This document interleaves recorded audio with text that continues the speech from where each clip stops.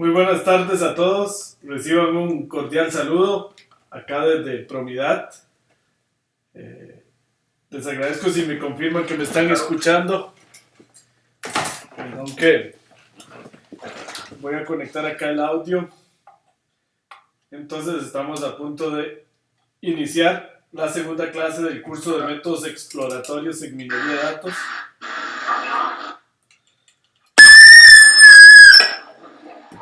Okay.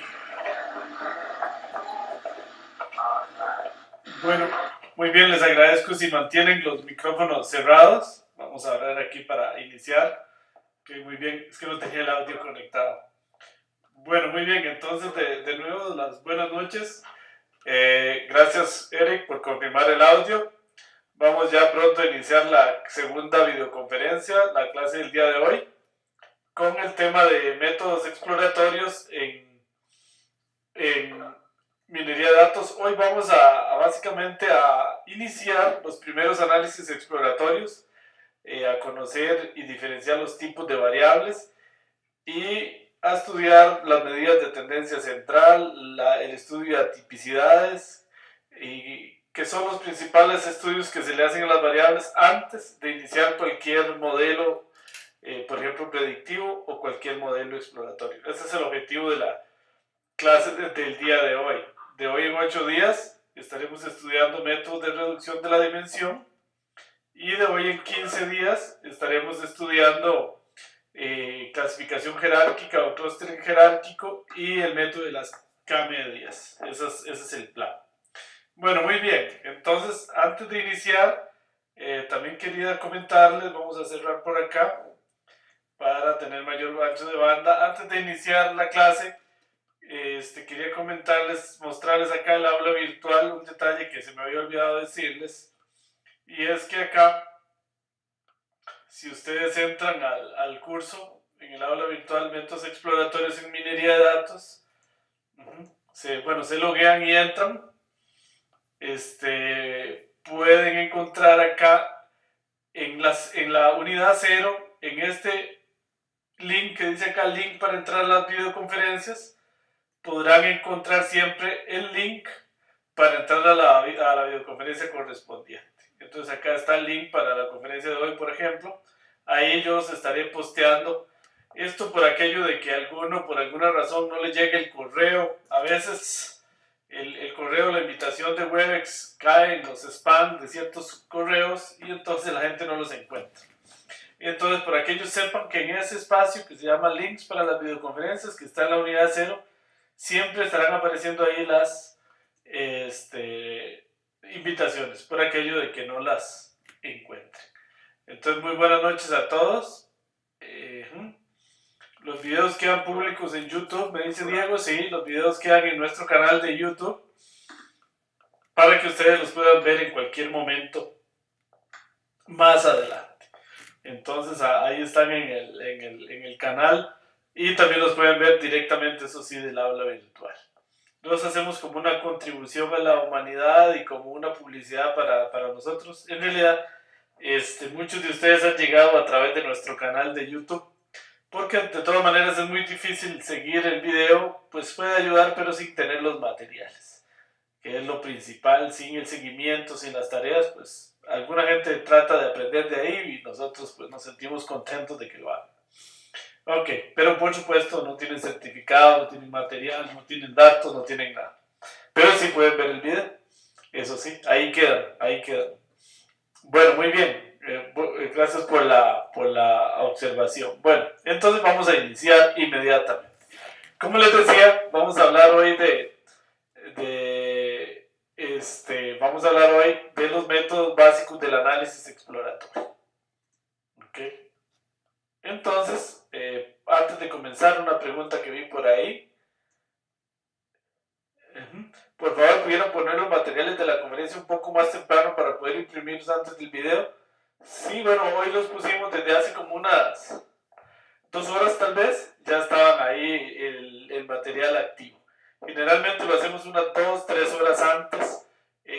No lo hacemos mucho antes por 2 razones. Una, porque a veces todavía se le están haciendo cambios y mejoras a la presentación. Y 2, y entonces la gente no sabe en qué materiales está, etcétera. Pero sí, siempre lo subimos unas 2 o 3 horas antes para que ustedes les dé tiempo de bajarlos y tenerlos para poderlos usar durante la videoconferencia. Sí, entonces es una buena observación y siempre tratamos de hacerlo. A veces ha pasado que a los técnicos se les olvida o se nos pasa y no se ha activado, pero siempre lo recuerdan y aquí mismo de una vez quien me acompaña acá puede hacerlo. Ok, bueno, muy bien.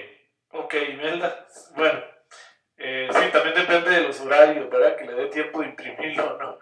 Porque hay países donde ya son las 8 de la noche, por ejemplo, creo que en Colombia, en Perú, no estoy seguro si son 2 horas más tarde, entonces están un poquito más tarde que nosotros acá en Costa Rica.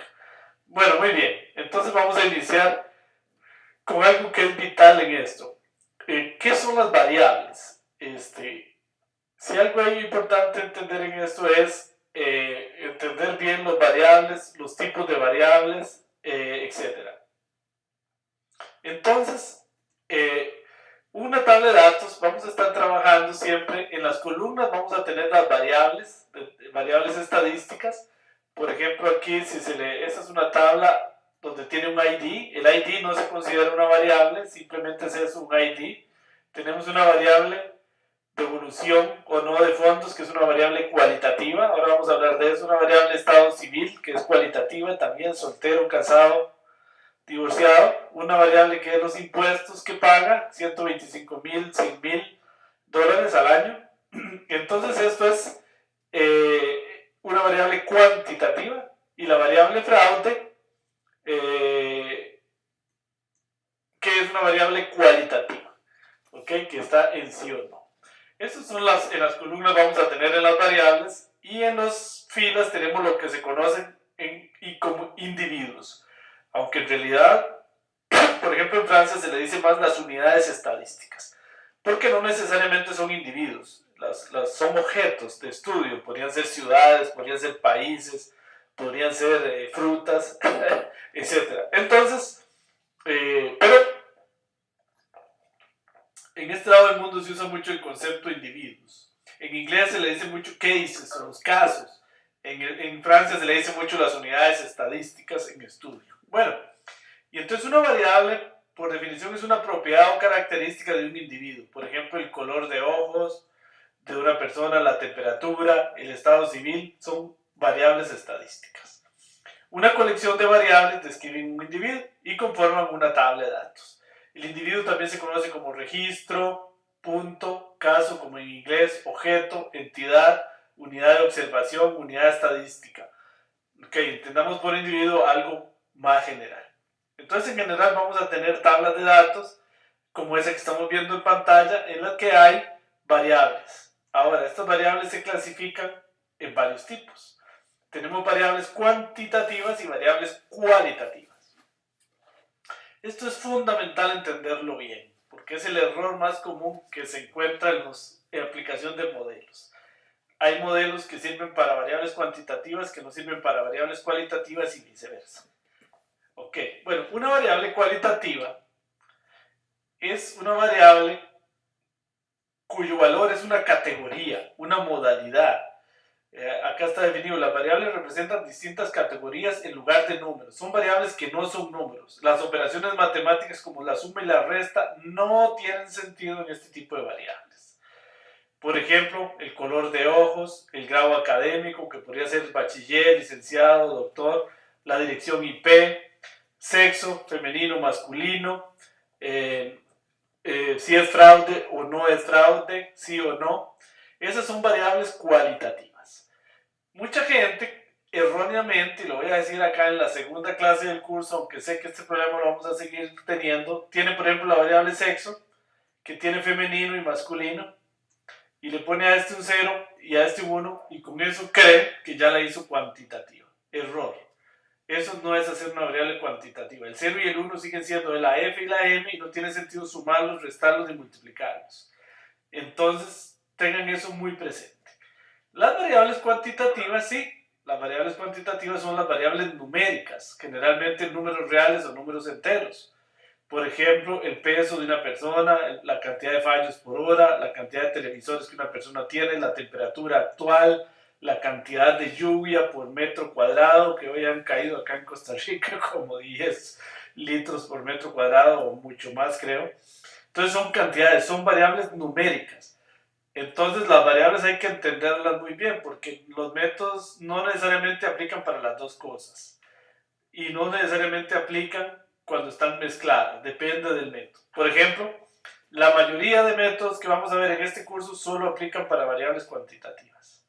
Más adelante, en el curso de métodos avanzados, en la primera semana se estudia cómo hacer de algunos métodos que estudiamos en este curso cuando las variables son cualitativas.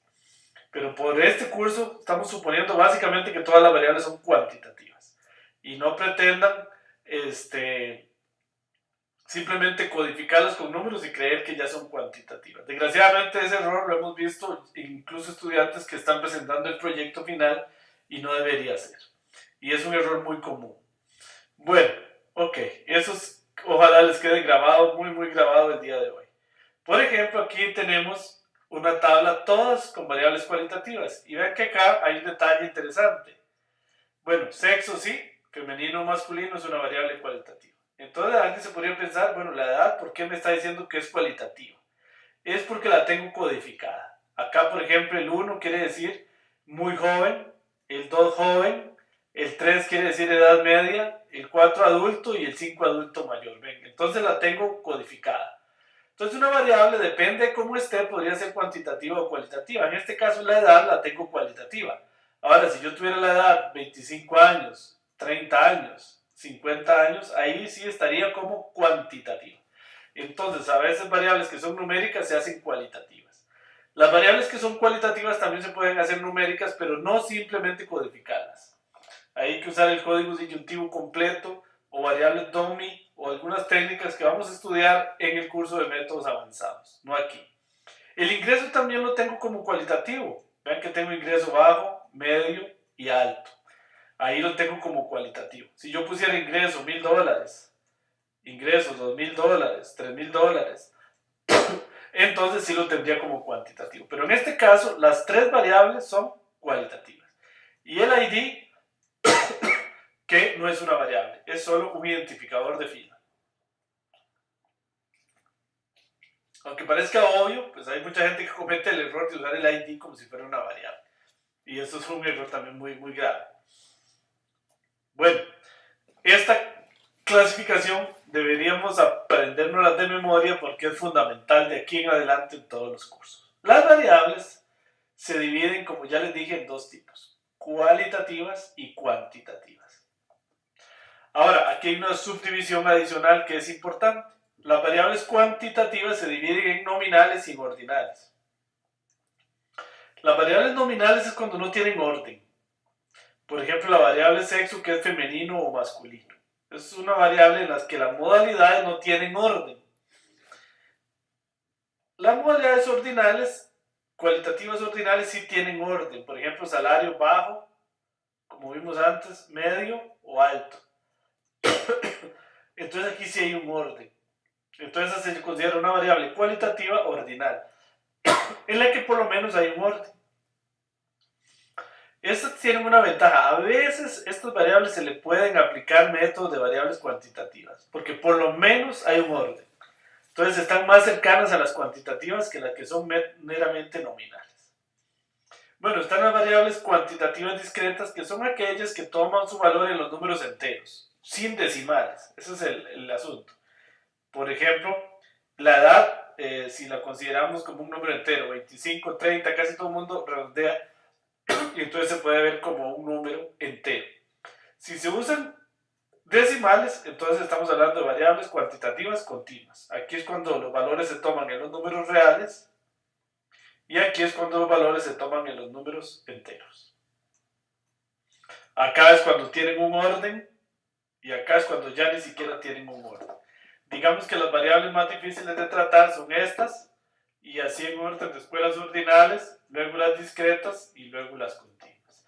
Lo ideal sería que uno tenga todas las variables continuas. Ahí casi aplican todos los métodos, pero no es así y hay que distinguir. Hay métodos que funcionan acá, muy bien. Hay métodos que solo funcionan acá. Hay métodos de minería de datos que funcionan en ambas, etc. Pero eso hay que tenerlo muy claro para no cometer el error de aplicarle un método a variables que no califican. Bueno, por ahí estamos viendo a Esteban. Le agradecemos si puede cerrar el video. Lo que tiene que hacer Esteban es en la pantalla emergente, pero quizá no me está oyendo, de arriba activar el audio y decirle que use el audio del computador. Voy a tomarme un segundito aquí para escribirle a Esteban.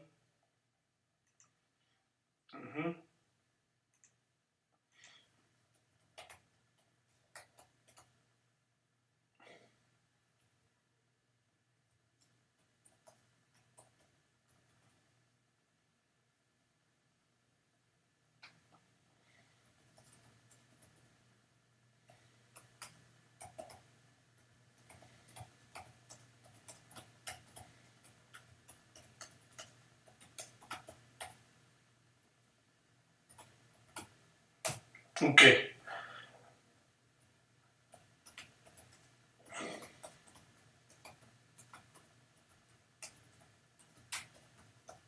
Siempre pasa en las dos primeras clases, ya conforme van avanzando ese problema se supera, que no saben todavía cómo conectar el audio. Bueno, muy bien. Vamos a ver si lo logra Esteban. Seguimos adelante. Bueno, entonces variables cuantitativas. Las variables cuantitativas, la edad, los ingresos, la nota de un examen, el número de años, los kilómetros, etc. Claro, si no están, digamos, codificadas, que podría ser también.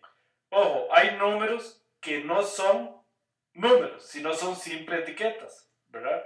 Por ejemplo, el código postal, el número de teléfono, el número de cédula, el número de asignatura son números que no son números. Entonces son variables cualitativas. Y eso hay que tenerlo claro porque son números donde no tiene sentido el álgebra. Y ahí está todo, no tiene sentido sumar dos números de teléfono, sumar dos cédulas, restar, multiplicar, eso no tiene sentido. Bueno, entonces ya acá está la definición de variable discreta versus variable continua que ya habíamos visto. Variables cualitativas que se dividen en ordinales y nominales, como ya dijimos. Acá vienen ejemplos. Bueno, muy bien. Vamos a trabajar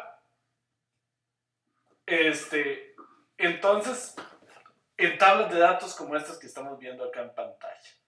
Vamos a ver que alguien está metiendo un ruido. Ok, vamos a tener en general nuestros datos, por ahora vamos a suponer que vienen en una matriz bien bonita como esta, en la que en las filas vienen los individuos o unidades estadísticas o casos y en las columnas vienen las variables. En este curso vamos a suponer básicamente que todas las variables son cuantitativas. Ok, entonces vamos a estar en una matriz en la que todas las entradas son números reales. Es el caso, digamos, más bonito de todos. Por ejemplo, este ejemplo, valga la redundancia, que vamos a usar mucho a lo largo de este primer curso, en el que en las filas están personas o individuos, ahí literalmente, y en las columnas las variables son la nota en matemáticas, la nota en ciencias, la nota en español, la nota en historia y la nota en educación física. Ok, bueno, muy bien. Eso es una tabla y la escala es de 0 a 10. ¿Ok? Dicho sea de paso, la escala en nuestros cursos es de 0 a 100. Y la nota se calcula con el promedio de las 4 tareas. Ya lo había dicho, pero por aquello. Bueno, entonces esto es una tabla de datos. Todas estas variables son cuantitativas. Y bueno, y aquí están las unidades estadísticas en estudio. Bueno, en minería de datos se dice que los datos viven en la nube de puntos. En la nube de puntos. En este caso, los individuos o las filas viven en R5. ¿Por qué en R5? En 5 dimensiones. Porque cada individuo es medido en 5 variables. Mientras que las variables o columnas viven en R a la 10. ¿Por qué? Porque cada variable es aplicada, en este caso, a 10 individuos. Lo importante aquí es que aun cuando esta tabla es bastante pequeña, no es fácil de ver, no es fácil de encontrar patrones ahí. ¿Verdad? ¿Por qué? Porque las filas son de 5 dimensiones y las columnas de 10.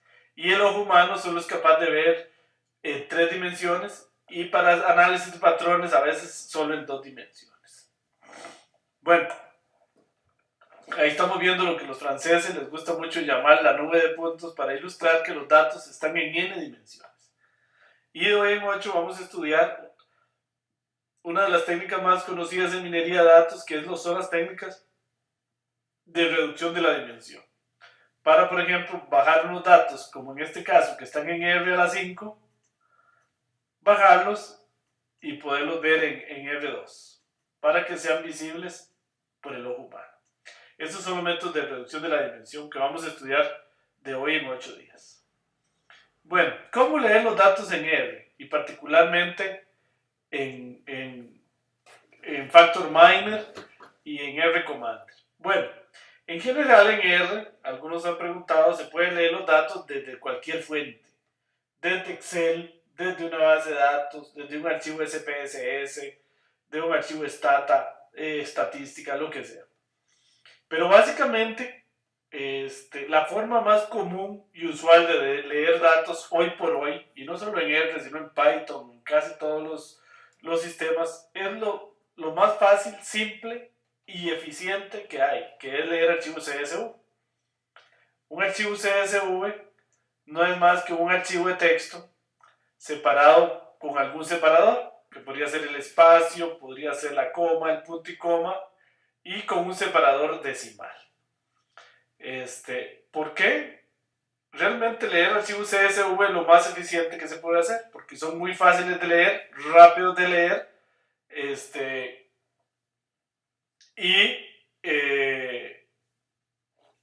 entonces, perdón que me estoy leyendo ahí algo en la reunión. Sí. Bueno, entonces esa es la manera más eficiente de leer datos. ¿Qué me dice por acá? Perdón. Me dice Ana Lucrecia que está atrasada ella en la presentación. Nosotros la vemos bien aquí. Ahí por favor me confirman si va atrasada la presentación respecto al audio. A veces nos pasa que Webex está un poco lento y despliega después del audio. Muy pocas veces nos ha pasado, pero sí nos ha pasado. Ahora, nosotros acá tenemos 2 pantallas, una como la que ustedes tienen y otra como la que yo veo, y la estamos viendo bien. Me dice Imelda que ella la ve bien. Entonces, podría ser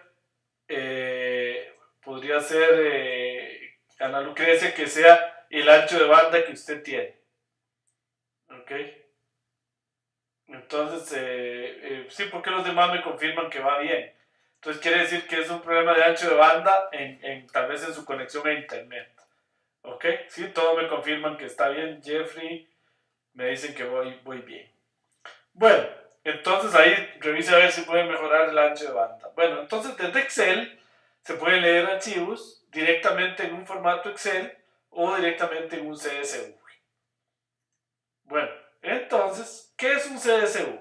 Vamos primero a ver qué es un CSV por aquello de los que no sepan. Acá, voy a abrir unos datos, lo puedo abrir con cualquier editor de texto, con el Notepad. Por ejemplo, voy a abrirlo con Notepad, que es lo que todo el mundo tiene. Y esto es un CSV, es un archivo de texto donde el separador, por ejemplo, acá es el punto y coma. A veces se usa el separador en blanco, pero el blanco es muy mala idea porque a veces los nombres de las cosas tienen blancos, entonces se arma una confusión grandísima. Puedo abrirlo acá con este otro, con el Notepad++, es muy conveniente en Windows para abrir archivos grandes. Por ejemplo, la muestra de crédito de 5000, ahí la abro. Ok, ahí está un archivo cuyo separador es el punto y coma. Acá, como son string, vienen con comillas a veces no, pero eso no es importante. Ok, acá tengo otro que es el Titanic. Vean en el separador es más bien la coma. Y el separador de decimales es el punto. Esto es fundamental, vean acá. El separador es la coma, el separador de decimales es el punto. Acá tengo el archivo iris, en el que el separador es punto y coma y el separador de decimal es el punto. Y así sucesivamente. A veces yo puedo abrir un archivo CSV con Excel y dependiendo de cómo tenga yo el Excel, lo abre bien. Le puedo decir aquí abrir con Excel. Y entonces ahí lo estoy viendo con Excel, ¿ven? el CSV lo estoy viendo con Excel. Entonces estos son los nombres de las filas, de las columnas, y aquí están las variables. ¿Ven? Esta es una tabla de datos que no tiene nombres de filas, solo nombres de columnas, y tenemos acá las variables: monto de crédito, ingreso neto, coeficiente de crédito, valor, grado académico, buen pagador o no buen pagador. Y en el fondo esto es un archivo de texto cuyo separador es el punto y coma. Bueno, muy bien. Ahora, vamos a ver aquí. Cuando decía basura en el archivo CSV, ¿a qué se refiere? Ok, creo que se refiere a algo que decimos en la tarea. Vean. Bueno, entonces vamos a seguir adelante. Y ya les respondo esa pregunta. Resulta que en la tarea lo pedimos y es convertir un archivo CSV. ¿Cómo se puede generar un archivo CSV? Bueno, hay muchas maneras. Desde una base de datos se puede, uno lo podría digitar, ¿verdad? Que no es lo más normal, pero se puede hacer, y lo vamos a hacer en este curso por ahora, en Excel. Yo tengo un archivo Excel y yo en Excel le puedo decir guardar como, y lo puedo guardar como un CSV MS2, que es lo más conveniente. Y entonces ahí me lo guarda como un CSV. ¿Ok? Por ejemplo, este que son las notas de matemática, cuyo separador es el punto y coma de espacios y el separador de decimales es la coma. Ok, dice Estevitan que sigue sin escuchar. Bueno, perdón por escribirle aquí. Ok.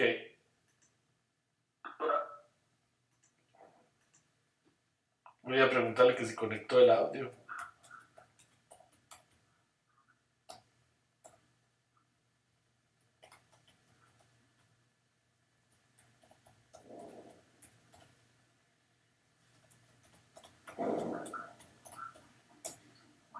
Ok, bueno, muy bien.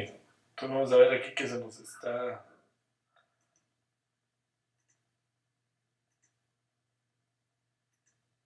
Bueno, muy bien.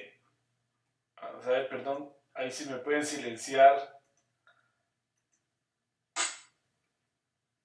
Ok, bueno. Entonces, lo que les decía, perdón ahí por las interrupciones. Digamos que yo quiero generar un CSV. Entonces yo puedo venirme aquí a Excel y abro un archivo nuevo o un archivo que yo tengo. Y entonces digamos que este archivo, que aquí tengo un archivo, una tabla de datos. La voy a hacer aquí. Digamos que tengo una variable que se llama nota 1 y otra variable que se llama nota 2. Y tenemos dos individuos que se llaman Luis, María y otro individuo, digamos, que se llama Patricia. Y este tiene un 90, este tiene aquí un 87, acá un 45, acá un 78, acá un 87 y acá un 23. Entonces ahí está mi Excel. Yo puedo grabar eso en Excel y lo puedo grabar ahí. Entonces lo voy a grabar en mi escritorio y lo voy a poner tempo. Bueno, ahí lo grabé como Excel. Ok, y ahí si me voy a mi escritorio, tengo, aquí está tempo, ahí lo ven, que es un Excel. Pero digamos que ahora yo quiero guardarlo como un CSV. Entonces yo le digo archivo, guardar como, y le voy a poner no un libro Excel, ven, sino un CSV separado por comas. Entonces le digo que lo guarde. Y aquí tiene que estar, ¿ven? Aquí está mi CSV, que es ahora un archivo de texto separado por comas. Entonces lo puedo abrir y ahí está. Bueno, y no lo separó por coma, sino por punto y coma. Ven qué interesante. ¿Por qué? Porque eso depende del sistema operativo y del idioma que uno tenga. Si está en español o en inglés, eso varía. Y acá ven que dejó un punto y coma y no puso aquí nada. ¿A qué se refiere? ¿Por qué no hay nada ahí? Porque en mi Excel, observen que es este capítulo ahí en blanco que no tiene nada. Voy a volverlo a hacer, pero voy a poner 90,7. Vamos a ver si. Y aquí, digamos, 87,6. Y déjenme ver si los tengo como números. Este más este. Ok, sí los tengo como números. Que a veces el acomodo es el punto. Bueno, lo voy a guardar como un Excel, ahí lo guardo como un Excel. Es para ver cómo me guarda el separador de decimales. Entonces, si yo le digo archivo, guardar como, voy a guardarlo como un CSV, le digo guardar, le digo que lo sobrescriba, y ahí me lo sobrescribió. Y vamos a irlo a ver cómo me quedó. ¿Ok? Vean que entonces él está usando separador de espacios, el punto y coma, y separador de decimales, la coma. Esto es muy importante para la posterior lectura en R. ¿Ok? Ok. Bueno. Y entonces, de hecho, ustedes tienen que hacer eso en la tarea. Que es convertir un archivo en CSV. Los archivos CSV son muy convenientes. Son muy fáciles de subir en las bases de datos. Pueden guardar millones de registros y no consumen espacio. Mucho espacio. Entonces, es una de las grandes ventajas. Entonces, vamos a continuar. Que se me hizo el Webex, ya me perdió. Bueno, ok, no sé si tienen alguna pregunta hasta ahí. Bueno, sí, ya me acordé. La pregunta que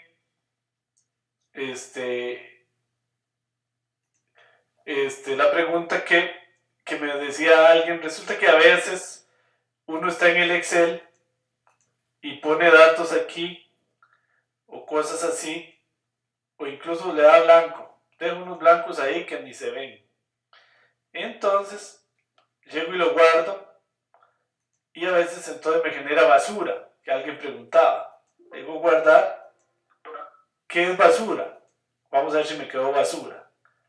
Le doy a abrir y entonces vean, esta es la basura. La ven, ahí me quedaron unos puntos y comas porque yo metí unos blancos que eran invisibles y que ahora quedaron ahí, y si yo leo ese archivo en R me dan unos problemas seriosísimos porque se metieron unos datos ahí que no existen. Entonces, ¿a qué se refiere con quitar la basura? Pues yo aquí desde el editor de texto puedo borrar esto y lo guardo aquí mismo en el editor de texto. ¿Okay? Y lo sobrescribo. Bueno, o le pongo otro nombre. Ok, ahí está. No deja sobreescribirlo porque lo tiene abierto Excel. Ok, bueno, muy bien. Eso es. Ok. Bueno, y en este curso, para empezar, vamos a trabajar solo con archivos CSV y con archivos Excel. Bueno, vamos a ver que tengo algunas preguntas. Esteban parece que tiene problemas. Sí, Esteban. Tienen que tener algún problema en la computadora de la Ariana. Me dice, consulta entre RStudio, FactorMiner y RCommand, con cuáles se puede cargar los archivos CSV. Ya vamos a ver eso, justamente, Ariana. O podría decirnos otra manera de corta a función de cada uno. Bueno, no lo entendí esa última, pero sí. ¿Cómo se pueden leer los archivos? Bueno, resulta que ya estando en RCommander, el RCommander tiene un menú acá que se llama datos, en donde se pueden importar datos desde archivos de texto o CSVs, desde SPSS, de Minestata, desde Stata, directamente desde Access o desde cualquier base de datos.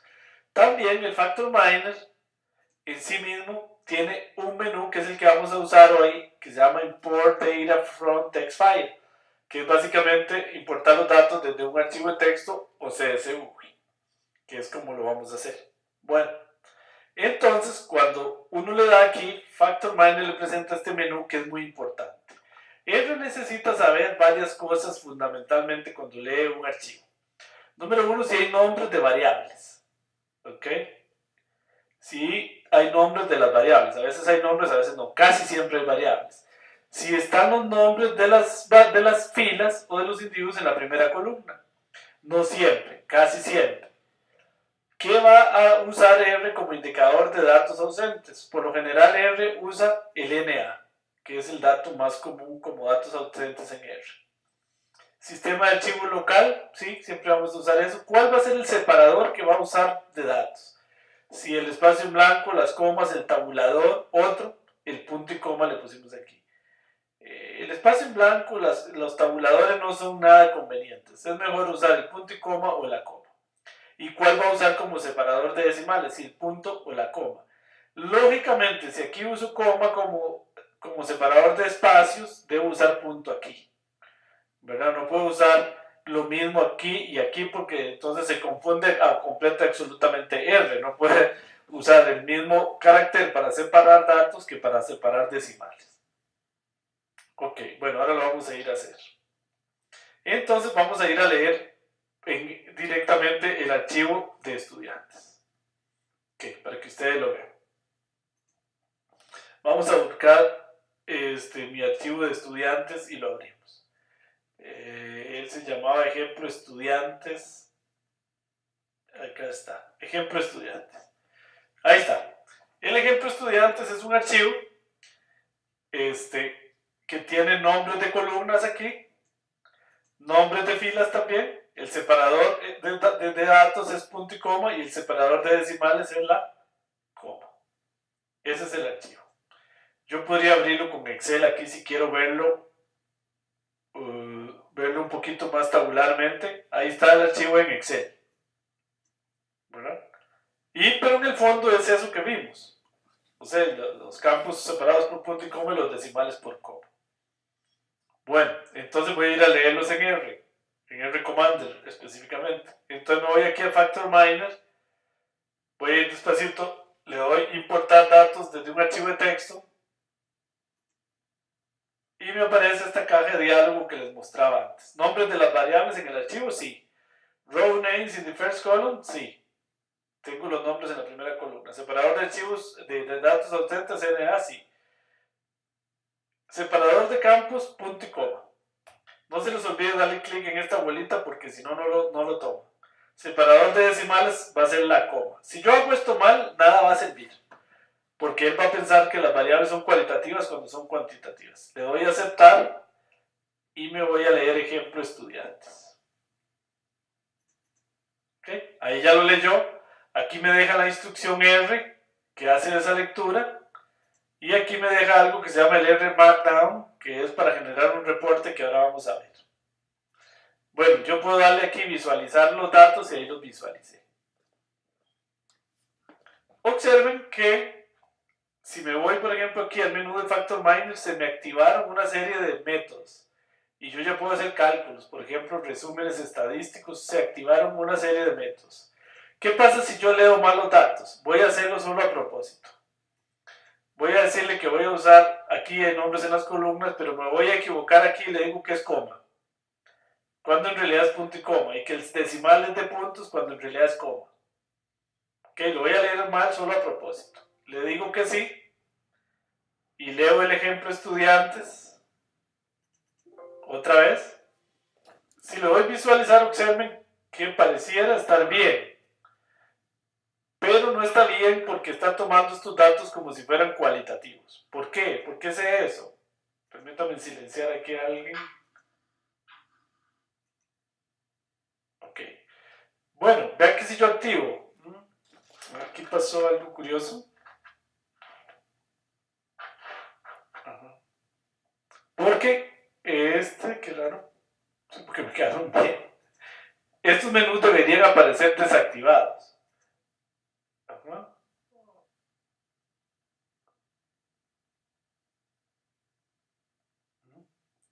Qué raro. Bueno, voy a cerrar aquí. No sé por qué me lo está leyendo bien. No debería leérmelo bien. Ok, solo para volverlo perdón, hacer. ¿Por qué quiero hacerlo mal? Para que, no sé por qué. Como que me está quedando en la memoria.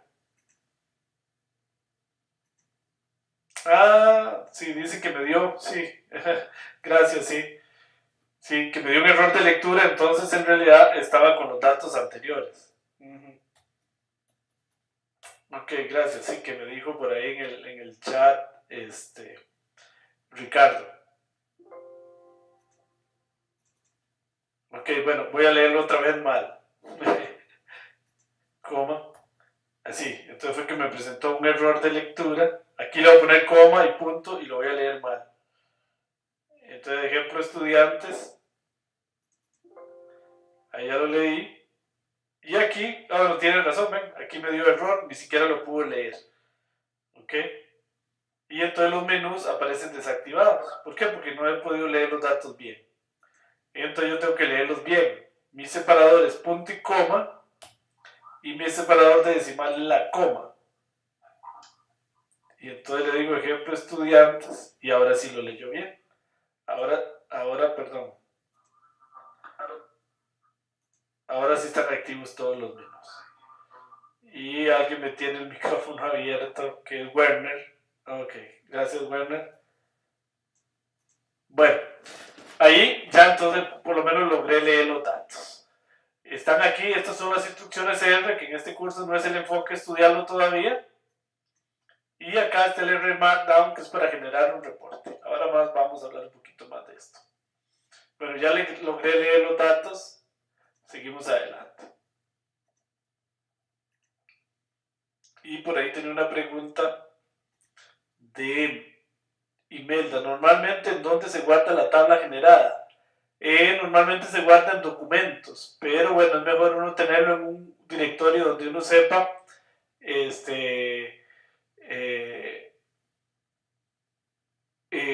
que ahí están, por ejemplo, en datos. Eso sí, no usen, ya les había dicho, rutas en las que se usen ñes, caracteres especiales, blancos. Usen la ruta lo más simple posible. Windows tiene un defecto muy grande que tiende a tener rutas para las carpetas larguísimas. Werner, le agradezco si puede mantener el micrófono cerrado. Si no, vamos a tener que excluirlo de la videoconferencia.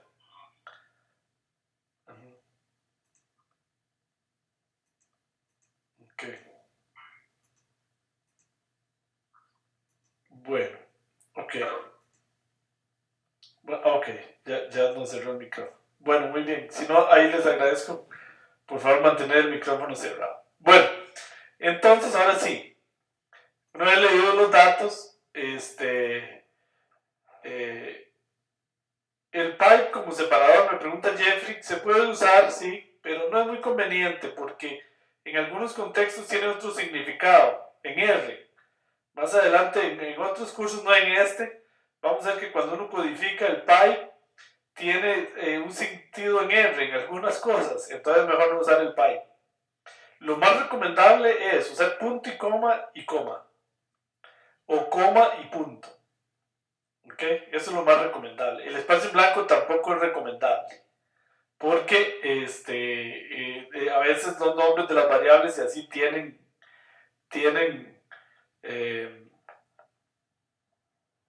espacio en blanco. Me dice Francisco, ¿se puede tener un directorio específico para guardar los datos? Sí, claro. Sí, eso es lo que le decía a Francisco, a alguien que me preguntaba por allá. Es mejor tener un directorio específico para que no esté guardando en documentos, porque no es buena idea. Ahí se puede mezclar con muchas cosas. Sí, correcto. Bueno, una vez que tenemos una variable, entonces, ¿qué podemos hacer con esta variable? Con una variable cuantitativa. Bueno, podemos empezar a calcular índices. Y el índice más conocido de todos es el promedio. Que ustedes, supongo, ojalá la mayoría conozcan, que es simplemente sumar los datos y dividirlo entre la cantidad de los datos. Esto es lo que se conoce como una medida de tendencia central. Y se supone que los promedios pues me van a dar una idea de por dónde andan los datos. Normalmente un promedio se acompaña de la varianza, que es el promedio de las distancias de los datos a la media. La varianza lo que me mide es qué tan buena es la media. Si la varianza es baja, en el caso perfecto 0, me dice que la media es un índice perfecto para representar a los datos. Pero si la media es muy grande, entonces me dice, perdón, si la varianza es muy grande, entonces me dice que la media no es un buen representante. Les voy a dar un ejemplo que siempre doy de esto, que es importante para entender. Digamos que voy a usar la media y yo tengo 4 alumnos en un curso. Los 4 alumnos sacan 50 de nota. ¿Ok? Digamos que son 5 alumnos. Entonces estos 5 alumnos sacan 50. Entonces mi promedio es 50. Y yo le digo al jefe, al director de la escuela, que mi promedio fue 50. Entonces él de una vez se va a espantar y va a decir, ¿qué pasó? Malísimo. Malísimo. ¿Por qué 50? Ahora, yo le tengo que decir a él, antes de juzgarme, pregúnteme cuál es la varianza. Bueno, muy bien. En este caso, la varianza sería el dato menos la media. 50 menos 50 menos 50 siempre da 0. Entonces la varianza da 0. Entonces en ese caso el director se puede asustar, porque quiere decir que la media es un representante perfecto de los datos y quiere decir que todo el mundo se quedó en el curso. ¿Ok? Pero bueno, pudo deberse a otra razón. Imagínense que pudo haber sido, digamos que eran 4 datos, perdón, para que me calce el ejemplo, ¿ok? Y la media de 50. Pudo haber sido que yo tenía 4 estudiantes y los 4, 2 sacaron 100 y 2 sacaron 0. Entonces, en este caso, igual la media da 50. ¿Ok? Pero aquí el resultado del curso no fue tan malo, porque pasaron 2 estudiantes y se quedaron 2. ¿Cuánto es la varianza? Sería 100 menos 50, 50 al cuadrado, no sé cuánto da, 50 por 50, 2500 más 2500, 5000. Entonces la varianza da creo que 5000, pero la cosa es que la varianza da un número grande. ¿Qué significa que esa varianza dé un número grande? Que la media no es un buen representante de los datos. ¿Ok? ¿Ok? Porque la varianza me está dando 5000. ¿Ok? Que es un número bastante grande. Entonces lo que le tiene que decir eso a mi jefe es que hay que tener cuidado. Y en efecto, entonces la media no es un buen indicador.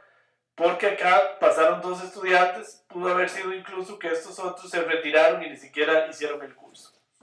Ok, entonces vean, la media es un buen representante siempre y cuando la varianza no sea muy grande. Eso es lo que quiero ilustrarles. Normalmente se puede usar también la moda, la mediana, como medidas de tendencia central.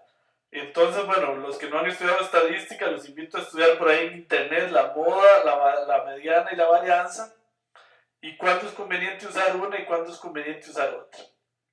La mayoría de las veces lo más conveniente es usar la media, pero quitando los datos extremos. De eso vamos a hablar en el curso de métodos avanzados. ¿Okay? Y bueno, hoy vamos a hablar un poquito de eso, cómo quitar estas colas aquí. Sí, hoy vamos a hablar un poquito. Y de manera que entonces la media sea un mejor índice, quitando los datos extremos. Bueno, la desviación estándar, que es la raíz de la varianza, ven que en la varianza los números se elevan al cuadrado. ¿Para qué se elevan al cuadrado? Para que no se maten negativos con positivos, sino para estar hablando en términos positivos. Y luego se saca una raíz para tratar de amortiguar el efecto de haber elevado al cuadrado. Ok, bueno, por ejemplo, acá en estos datos tenemos la media de todas las variables que vimos antes: matemáticas, ciencias, historia, español y educación física, y las respectivas desviaciones estándar. Vean que la desviación estándar más grande es esta, o sea que en historia la media es la que me representa peor. No, perdón, aquí hay una más grande, esta. Esta es la peor media porque esta es la varianza más grande, pero no son muy grandes relativos a la escala de los datos, que es de 0 a 10. Bueno, otro uso importantísimo de la media aritmética es el siguiente, y es entender que los datos son relativos. Supongamos que un muchacho se ganó un 7 en matemática y otro muchacho se ganó un 75, un 7.5 en historia. Entonces es muy fácil a la ligera decir que este 7,5 es mejor que este 7, porque es más grande. Pero es totalmente equivocado. ¿Por qué? Observen que en matemática la media aritmética es 6,79. Entonces este estudiante es superior al promedio. O sea, podríamos decir que tiene una nota buena relativamente. Además, vean que el máximo aquí es 7,9. Entonces esa nota es relativamente buena, superior al promedio. Mientras que este 7,5, que aparentaba ser mejor, en historia es inferior a la media. Entonces él está por debajo del promedio. Y hay notas mucho más buenas, como esta. Entonces este es más malo que este. ¿Okay? Entonces la media es importantísima. Entonces cuando su hijo les diga que sacaron un 8 en matemáticas, antes de regañarlo tienen que preguntarle, bueno, ¿y cuál fue la media del grupo? Porque podría ser que con un 8 sea el mejor estudiante del grupo. ¿Ok? Mientras que podría decir, bueno, yo me saqué un 8 en historia y un 9 en historia, y usted está feliz porque se sacó un 9. Y no se está dando cuenta que si el promedio era 98, podría ser el peor estudiante del grupo. ¿Ok? Entonces, eso es una de las aplicaciones o de los usos más importantes de la media aritmética. Bueno, la correlación, tal vez ustedes algunos la han visto, la correlación en estadística se puede calcular como la covarianza de XY entre la desviación estándar de X por la desviación estándar de Y. La correlación lo que mide es una relación de dependencia de una variable a la otra. Observen que este es un índice que se calcula entre dos variables, X y Y. Entonces la correlación mide la relación de entre dos variables estadísticas. La correlación o coeficiente de correlación tiene varias características. El primero es que la correlación R, lo más grande que puede ser es 1 y lo más pequeño que puede ser es menos 1. Entonces varía entre 1 y menos 1. Entonces, ¿cómo se interpreta la correlación? Cuando las correlaciones son positivas y altas, o sea, cuando tienden a estar cerca de 1, significa que cuando una variable crece, la otra crece. Por ejemplo, la relación entre edad y salario. Generalmente, entre más viejo uno, más gana. Entonces es una relación positiva. Correlaciones negativas, cercanas a menos 1, significa que cuando una variable crece, la otra decrece. ¿Ok? Entonces a algunos se le ocurre por ahí un ejemplo de una correlación negativa. Si se les ocurre una, me la pasa por el chat. Siempre se me olvida. Entonces, por ejemplo, entre mayor edad, menor cantidad de pelo. Entonces, más bien, conforme una crece, la otra decrece. Precio y cantidad consumida. Ok, claro, Juan, muchas gracias. Sí, normalmente, entre más bajo sea el precio de un producto, más se consume. La gente tiende más a consumirlo. Ok, muchas gracias. Muchas gracias. Correlaciones cercanas a cero implican que no hay correlación. O sea, por ejemplo, ¿cuál es la relación? Se supone, por ejemplo, entre, vamos a ver, entre edad y color del cabello, por ejemplo. No tiene nada que ver la edad. Entre la edad y la profesión. Aunque estoy mezclando ahí cualitativas y cuantitativas. Pero bueno, son variables que no tienen ninguna relación una con la otra. Eso es lo que se llama la correlación. Bueno, hay una interpretación muy interesante que se le da el coeficiente de correlación en minería de datos, que es una interpretación geométrica que vamos a usar mucho en estos cursos y en minería de datos. Recuerden que un vector, recuerden que una variable, por ejemplo en esta tabla de los estudiantes, es un vector de R10 porque está medido en 10 individuos. ¿Ok? Entonces, los físicos, en física, es muy dado a representar un vector como una flecha. Todos los que llevaron álgebra lineal o estudiaron física, recuerdan que un vector se puede representar como una flecha. Y entonces aquí una variable estadística se puede representar como una flecha. Entonces se puede probar matemáticamente este teorema muy importante, que la correlación es igual al coseno del ángulo entre las dos variables. Digamos que esto es una variable X y otra variable Y. digamos, matemáticas y ciencias. Entonces la correlación es el coseno de este ángulo. Y eso explica muchas cosas. Recuerden del colegio, uno sabe que la función coseno hace así, pero el máximo es 1 y el mínimo es menos 1. Entonces eso explica por qué el coseno varía entre entre menos 1 y 1. Y además esto da una forma muy intuitiva y visual de interpretar la correlación, que es la siguiente. Cuando dos vectores son casi paralelos, o sea, casi el mismo vector, y el ángulo es casi 0, entonces el coseno de 0, si ustedes recuerdan del colegio, es 1, o cercano a 1. Entonces la correlación es 1. Entonces vean que cuando el ángulo es cercano a 0, o sea que los dos vectores son paralelos, son múltiplos uno del otro y casi lo mismo, entonces la correlación es 1. Por el contrario, cuando el ángulo es casi 90 grados, o pi medios, recuerden que el coseno da 0, entonces la correlación va a ser prácticamente 0. Y el otro caso es cuando el ángulo es 180 grados, o lo podemos ver como pi radianes. Cuando es 180 grados o aproximadamente 180 grados, entonces el coseno de 180, recuerden del colegio, era menos 1. Entonces la correlación tiende a ser menos 1. Y eso da una manera muy fácil, con algo que vamos a ver en la próxima clase, que se llama el círculo de correlaciones, de ver muy fácilmente y muy visualmente las correlaciones e interpretar. Bueno, entonces vamos a ir a calcular en R Commander algunos de los resúmenes numéricos más importantes. Ahí se puede calcular prácticamente toda la estadística básica, pero vamos a ver los más importantes desde el punto de vista de la minería de datos. Vamos a ir a hacerlos ahí. Vamos a calcular la matriz de correlaciones y las medias y las varianzas. Y vamos a hacer también histogramas para ver qué tanto los datos siguen la normal o no, o si son sesgados. Bueno, antes de ver eso voy a ir a hacer esos cálculos. Bueno, muy bien.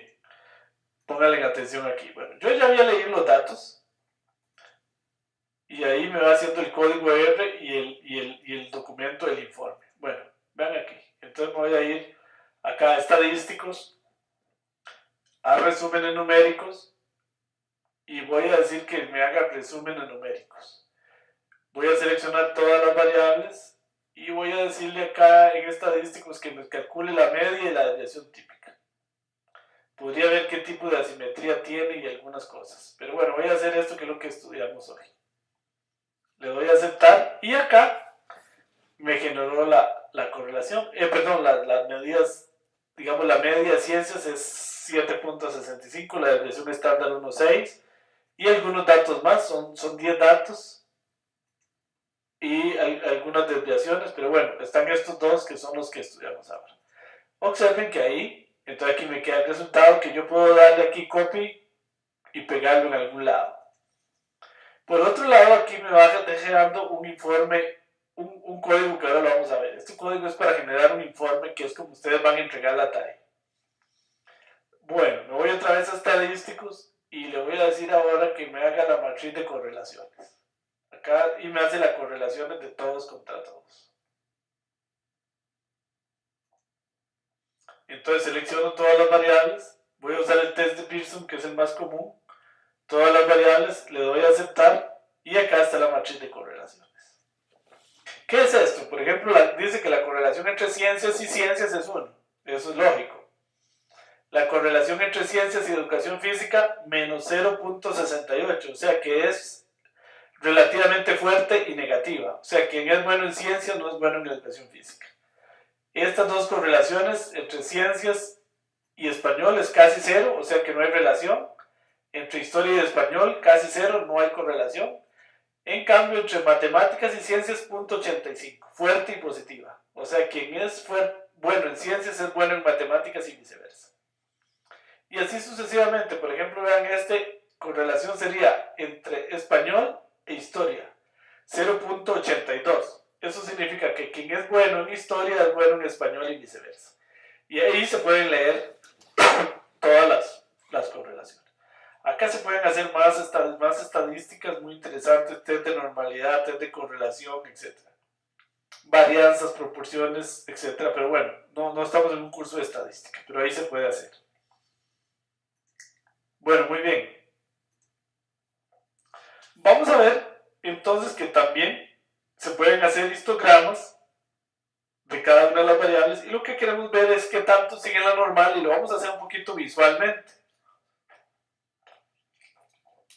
Y en la tarea se pregunta si tienen asimetría positiva o asimetría negativa. Hay test que lo dicen, pero lo vamos a hacer un poquito visualmente en este curso. Asimetría negativa es cuando, digamos, el vacío queda en el lado negativo. Se refiere al vacío. Y asimetría positiva cuando el vacío queda en el lado derecho. Ok. Entonces, acá por ejemplo, entonces vean que esta variable tiene una asimetría, acá queda como el vacío. Entonces tiende a ser una simetría más negativa. Mientras que esta tiene un poco más el vacío acá, entonces tiende a ser una simetría positiva. A veces no es tan fácil de ver visualmente, pero en este curso lo vamos a hacer visualmente. Hay test que le pueden decir a uno eso, con más certeza. Depende de la relación moda, media y media, moda y mediana. Okay, bueno, ¿cómo se hace esto en Factor Miner? Pues muy fácil. Me voy aquí a gráficas y le digo histograma y selecciono la variable que yo quiera. Hay algunas opciones ahí, pero digamos que selecciono ciencias y le doy a aceptar. Y el gráfico, ojo que me tiene que haber quedado aquí atrás, queda a veces atrás en R. Por ejemplo, lo repito, gráficas, histograma, selecciono historia, le doy a aceptar y ahí está mi histograma de historia. Bueno, muy bien, muy bien. Vamos a ver que creo que tenía alguna pregunta. Precio y cantidad consumida. Ok, disculpa, ¿puedes repetir, porfa?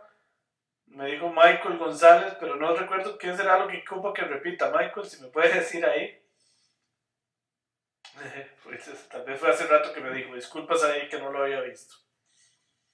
Bueno, seguimos. Otro tema muy importante en minería de datos, bueno, y en estadística también en general, es identificar las atipicidades. Las atipicidades son datos que, digamos, tienen algún problema, entre comillas, en la tabla de datos. Las atipicidades se deben a dos razones. La más común es que haya un error en los datos. Por ejemplo, acá, digamos, que apareciera un -5. No tiene sentido, es un error. Porque los datos están entre 0 y 10. Otro error acá, este no puede ser, porque los datos están entre 0 y 10. Este tampoco. Entonces, esos datos atípicos o outliers, como se le dice en inglés, hay que ver qué se hace con ellos, pero lo primero es identificarlos para corregirlos. Podría ser que sea un error de dedo, como decimos en Costa Rica, y haya que corregirlos si se corrigen. Otra manera es hacer una imputación de datos, que es corregirlo, que el dato definitivamente no se tiene, y entonces hay que reconstruirlo con fundamento estadístico. A eso se le llama imputación de datos, pero bueno, no vamos a estudiar eso aquí, pues si no hacemos un curso de estadística. A veces también hay datos atípicos que realmente son correctos. Qué sé yo, por ejemplo, que todas las notas de educación física andaban para arriba de 9. Pero de repente por aquí hay un 2. Entonces es un dato que se sale del patrón, porque todo el mundo le fue muy bien, pero aquí a María se sacó un 2. Entonces es un dato atípico. Ahora este es distinto, porque este no es un error. Entonces este hay que dejarlo, ni modo, se ganó un 2. Pero bueno, entonces lo que hay que hacer con él es un estudio estadístico por aparte, porque podría distorsionar mucho los estudios. Entonces tal vez vale la pena quitarlo y estudiarlo por aparte. Pero bueno, lo primero es identificar los atípicos. Para identificar los atípicos, una de las maneras más conocidas es con los diagramas de caja o los box plot.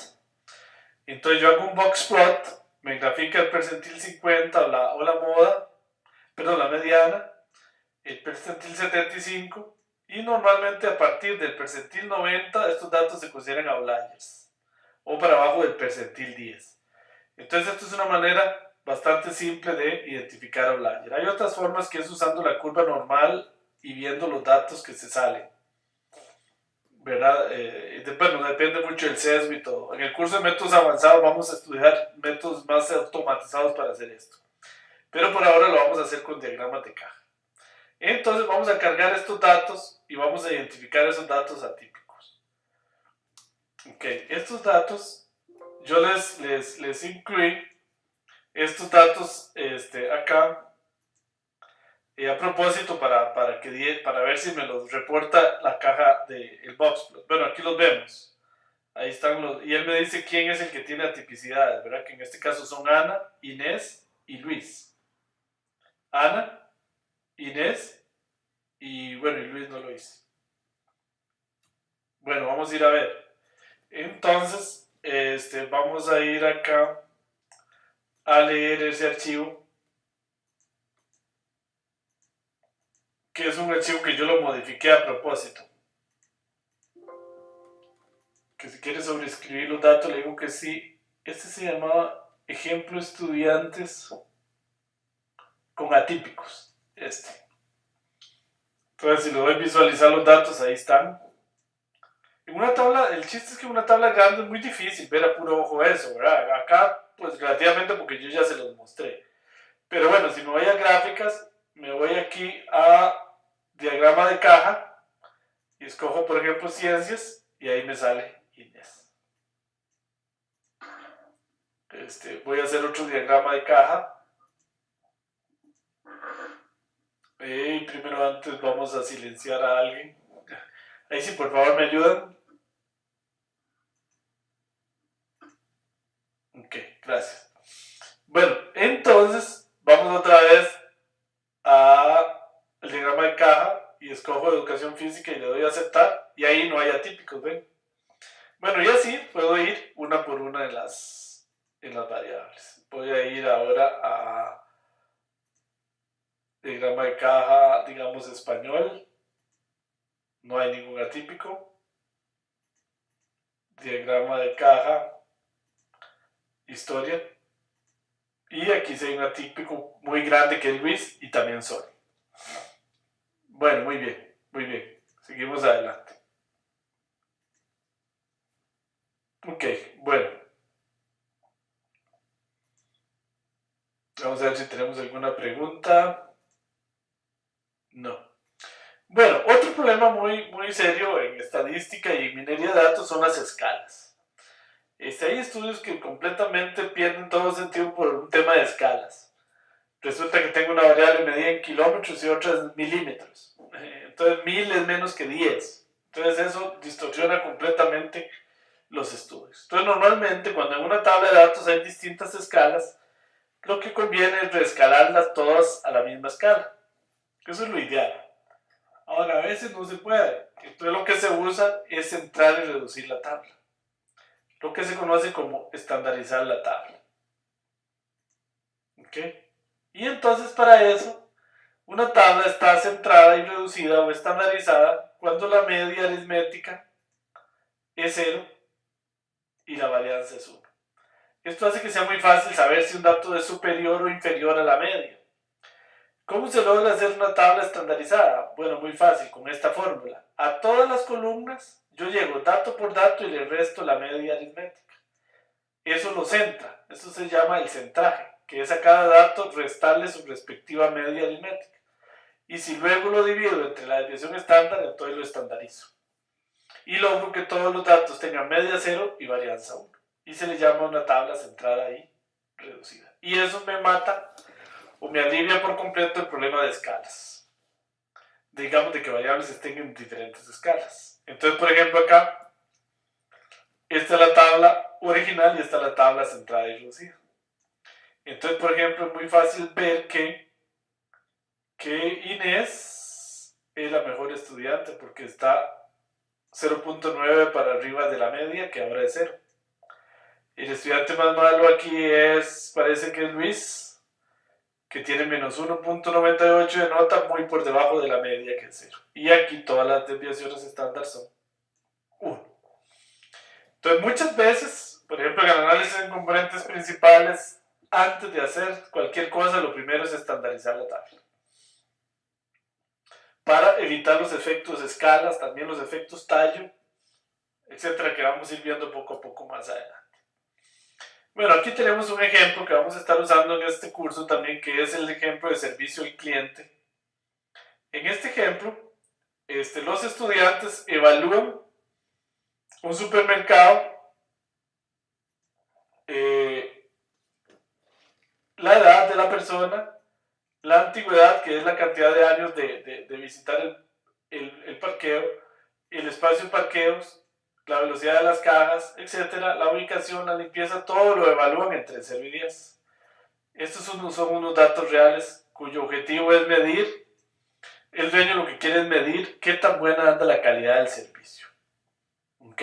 Me dice por ahí Werner que tiene congelada la pantalla, pero debe ser un problema en su ancho de banda, Werner, porque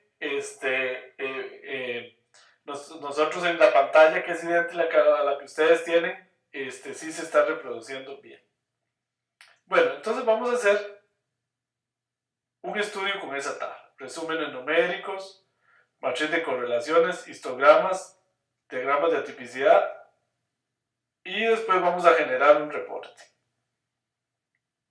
Ok, y después vamos a generar un reporte usando RCommander. Ok, bueno, vean. Entonces vamos a hacer un repaso. Lo primero que yo tengo que hacer y es como lo que ustedes tienen que hacer en la tarea.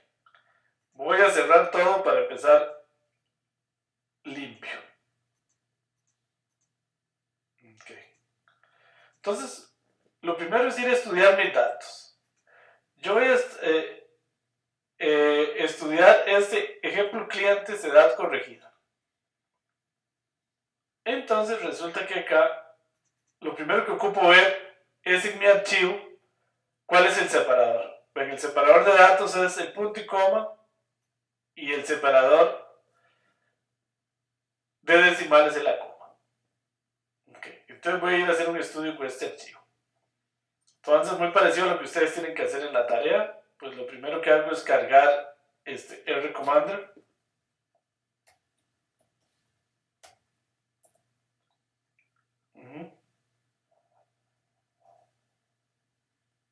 Entonces cargo RCommander. Ahí tengo RCommander. Entonces voy a leer mi archivo. Hay encabezados de fila. El separador es punto y coma es decimal, si mal no recuerdo. ¿Sí? Le voy a aceptar y me voy a traer ejemplo clientes. Voy a usar el original. Bueno, ahí ya leyó el archivo. Y ahí generó el código R y va generando un informe autorreproducible que ahora les voy a explicar. Bueno, digamos que me voy a estadísticos. Voy a hacer los resúmenes numéricos de todas las variables. Ahí me los hizo.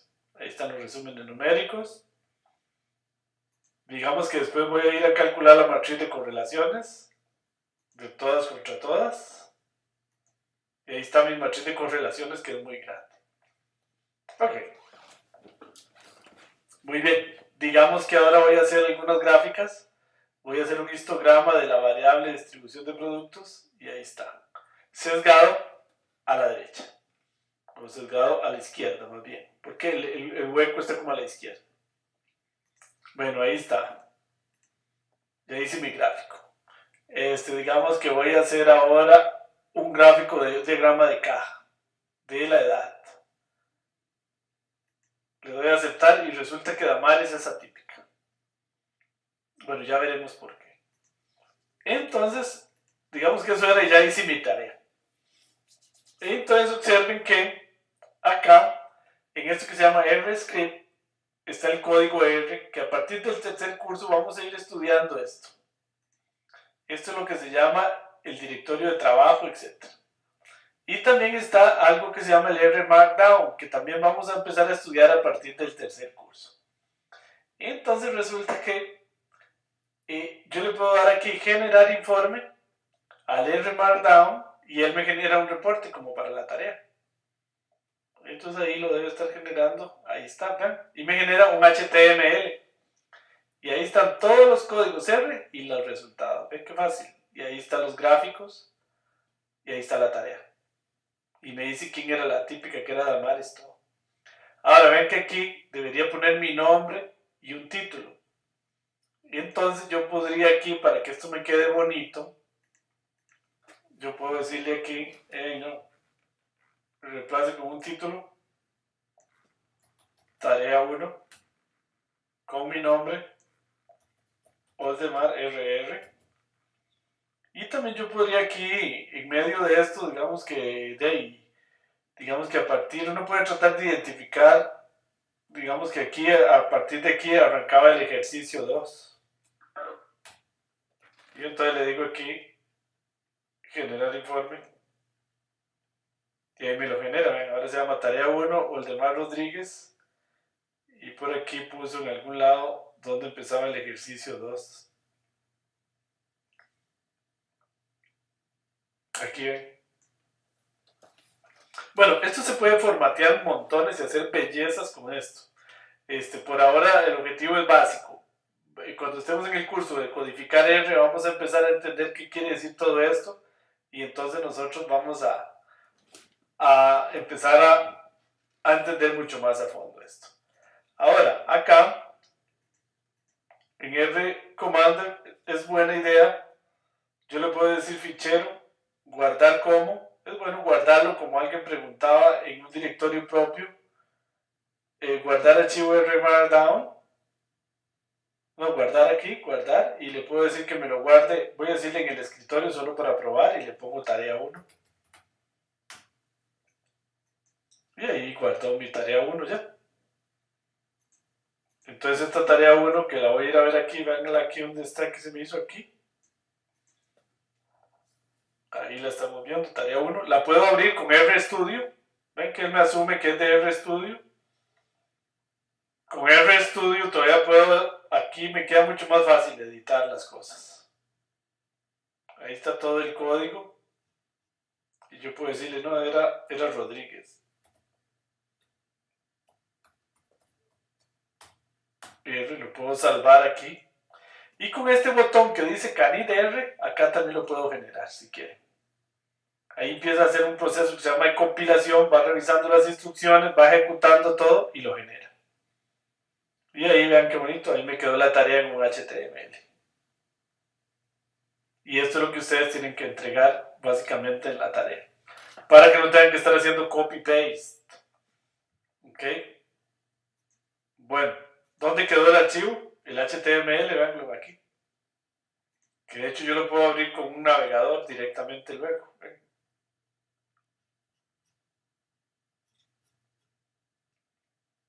Ok. Vamos a ver si tengo alguna pregunta. Bueno, muy bien, muy bien.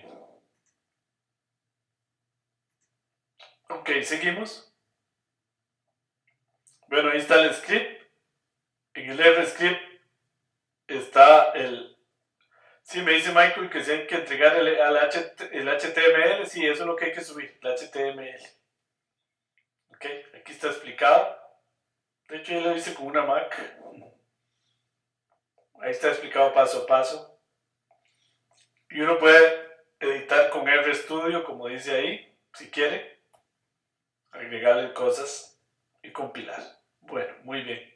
¿Dónde obtener más información? Ya les había dicho en este libro, Exploratory Multivariate Analysis by Example Using R, es un libro dedicado a todo el análisis exploratorio usando justamente Factor Minded y R.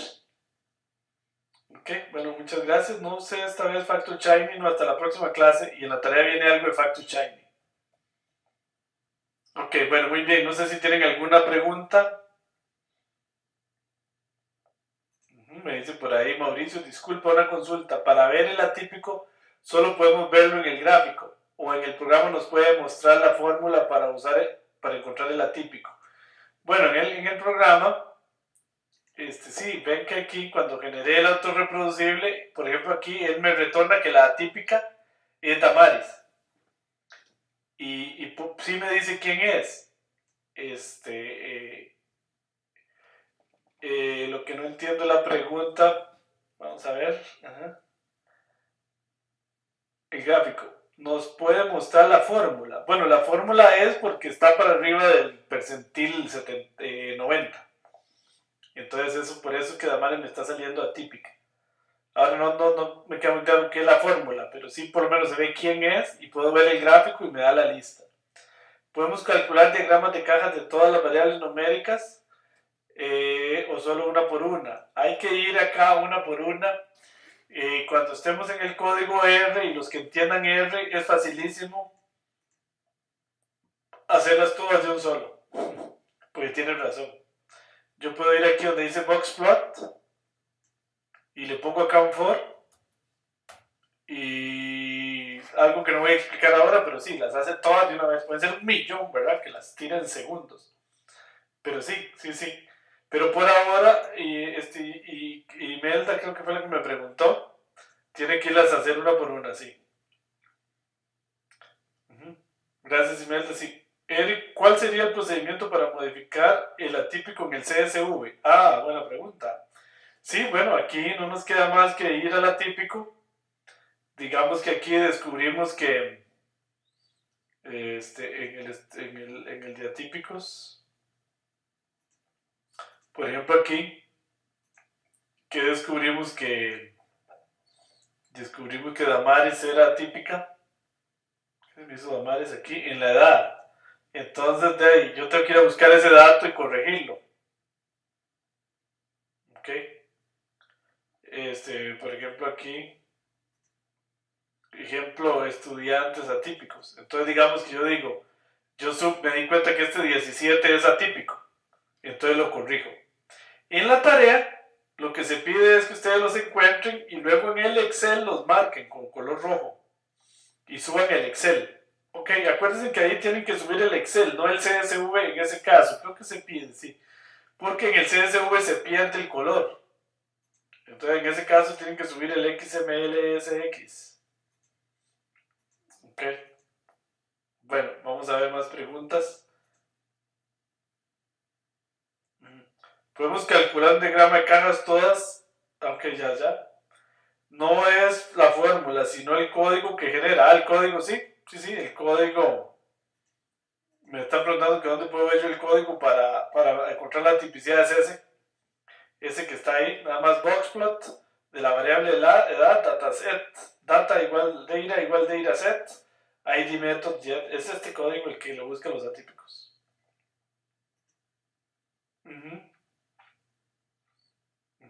¿Eso queda en el script? Sí, todo queda en el script. Correcto. Bueno, muy bien. Y entonces, acá la tarea, vean, nada más es sencillo. Aquí hay que entregar un archivo HTML.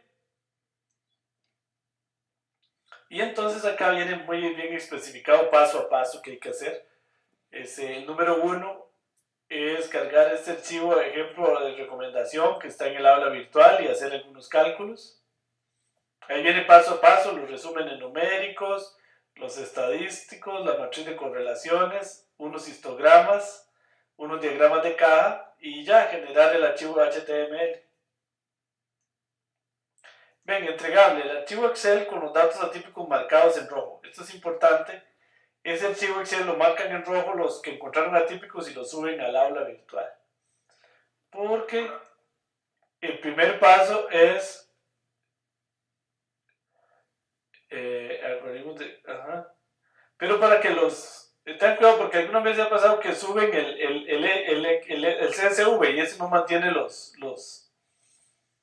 colores. Bueno, luego aquí viene un ejemplito con FactoShiny, que ustedes corran ese código en FactoShiny y lo que tienen que hacer es subir el JPG y el PNG. Recuerden que ustedes pueden subir en la tarea varios archivos. En este caso ya llevamos el HTML, el Excel, un JPG y un PNG, ya llevamos 4. Pueden subir 4 archivos por separado, no hay ningún problema. ¿Ok? Bueno, y aquí hay otro ejercicio de consumo de Europa que viene en un CSV. Y lo que se quiere acá es hacer algunos cálculos con esta tabla. Y esto va en otro HTML. O sea que ya llevamos creo que 5 archivos.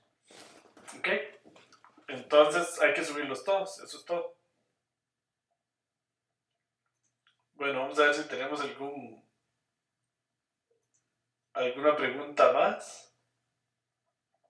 Ok, no vemos más preguntas. Bueno. Juan Alpizar, sí, me pregunta el primero. El primero, Juan, sí, ¿cuál es la pregunta? El primero, ejercicio. Es de la semana pasada. Sí, tienes razón. El primer ejercicio es un archivo que la semana pasada habían convertido en CSV. Correcto, correcto. Sí. Entonces el primer archivo, el primer ejercicio, tienen que usar este archivo que habían trabajado la semana pasada, que se llamaba algoritmos de recomendación, y les habíamos dado el Excel y ustedes generaron el CSV. ¿Ok? Entonces, sí, correcto, es ese mismo. Ok, muy bien, muy bien.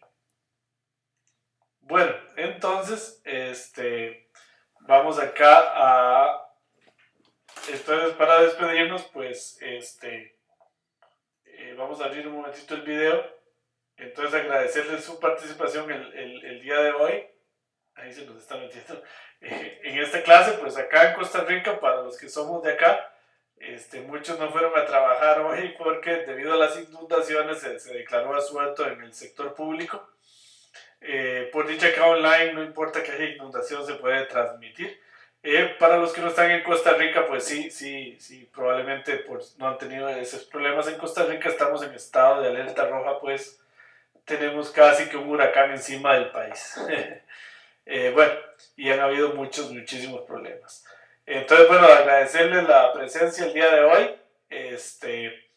Y por favor, ahí, como siempre, cualquier duda, comentario, en el foro del aula virtual a partir del lunes y martes, César Vargas empieza a revisar las tareas y ustedes pueden meterse y ver qué nota les pusieron. Ustedes pueden ir viendo semana a semana qué nota les van poniendo en cada tarea. Ok. Bueno, muy bien. Entonces vamos a ver ahí, no era eso lo que quería hacer, el chat. Me dice aquí, tengo una pregunta larga. Mauricio me dice, perdón, vi que no nos muestra quién y también nos muestra el gráfico del atípico. Pero si yo quisiera ver cómo calcula el atípico, o qué forma o algoritmo utiliza para calcular, lo que pasa es que yo quisiera saber, calcular el atípico en mi página web y quisiera saber cómo lo calcula. Bueno, pues sí. Ese es Mauricio. Sí, ya ese es otro tema un poquito más complicado que no podríamos, pero básicamente usted lo que tiene que hacer es, usted calcula la mediana, eso es lo que hace, calcula o sea, usted puede ir calculando la mediana y después, ¿cómo era?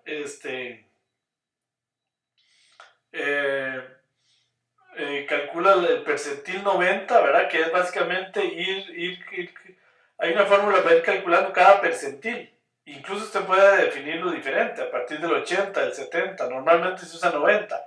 Y si un dato es más grande que ese, entonces ya lo considera típico. Esa es una manera. Otra manera es, por ejemplo, usando si siguen la curva normal, es calcular la media. Y a partir de la media, usted se corre 3 desviaciones estándar y los datos que sean más grandes que eso son atípicos, o más pequeños que menos 3 desviaciones estándar.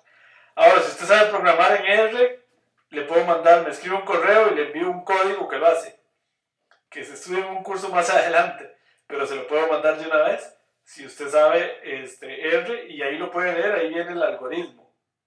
¿Ok? Es que el programa de R acá, el algoritmo es el boxplot, y en el boxplot internamente está todo calculado.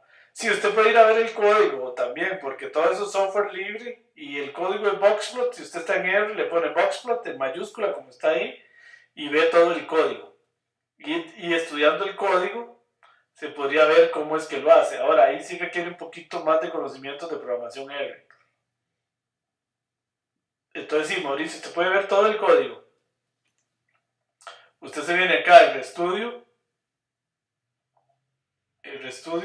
voy a correr esto para acá, y usted en el RStudio pone el nombre de una función y él le da todo el código. Porque esto es lo que se llama un open source. Entonces usted puede ver absolutamente todo y ahí puede tratar de entender el algoritmo, ¿verdad? Ahora, si usted quiere una función que yo tengo por ahí, que estudiamos más adelante para buscar atipicidades, en general ya en datos grandes, se lo puedo mandar con mucho gusto. Ok, bueno, muy bien. Entonces, vamos a ver si tenemos alguna otra pregunta. Muchas gracias, le voy a solicitar el código por un correo, sí, con mucho gusto. Ok, sí, pídamelo ahí por un correo o me lo pueden pedir también mejor Mauricio y Juan en el foro. Y yo ahí lo subo. De manera que ahí cualquiera que lo quiera, ahí va a quedar para todo el mundo, mejor, más fácil. Exacto, en el aula virtual. Bueno, muy bien, entonces, sí, en el foro, lo vamos a poner en el foro. Y sí, por favor, ahí me recuerdan, pero si me acuerdo yo de una vez lo subo. Bueno, entonces desearles muy buenas noches, un feliz fin de semana y nos estamos viendo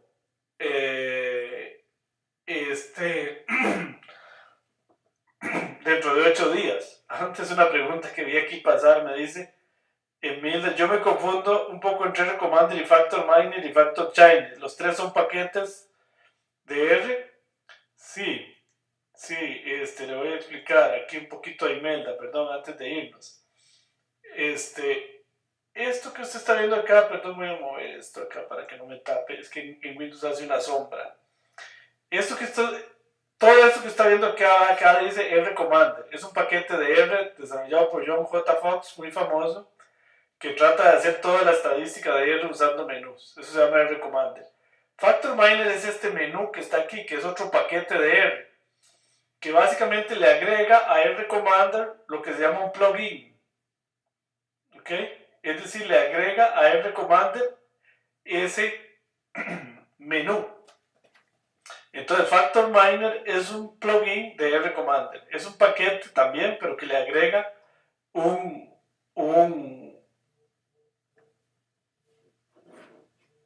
plugin, perdón que me está entrando una llamada, a R-Commander. Ahora, ¿qué es Factor Shiny?